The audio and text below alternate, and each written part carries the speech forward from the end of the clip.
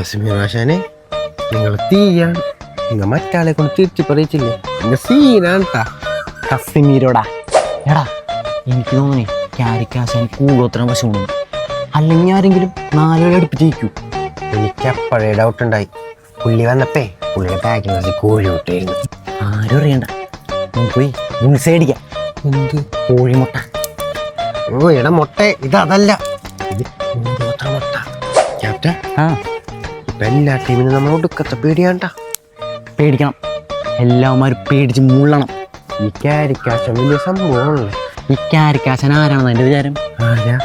നമ്മളെ തലവട്ടപ്പനില്ലേ, sir Alex Ferguson, ആശാന്റെ ശിഷ്യനാണ്. പിന്നെ സംഭവം അല്ലാതിരിക്കും. ആണല്ലേ. അതല്ലടാ, മാത്യു സ്റ്റീൻ എന്ത് ചെയ്യും? അവൻ ആ കൂബി മഞ്ഞ ഡാൻസ് പഠിപ്പിക്കാൻ പോയാൽ. എടാ അങ്ങനെയല്ലടാ, ദേ ഇങ്ങനെ. ആശാനെ ഞാൻ തുറക്കട്ടെ. ആശാനെ ടൗലാണ്ടില്ല. എടാ മൊറോക്കാരെടുത്തുകൊണ്ടോ അവന്മാർക്ക് ടൗലിങ്ങനെന്തോ പരിപാടിയുണ്ട്. ആശാനെ ആ പാവപ്പെട്ടവന്റെ മുടി കിട്ടും. പിന്നെ അടുത്ത കളി ജയിക്കുകയും ചെയ്യും, മുടിയും കിട്ടും.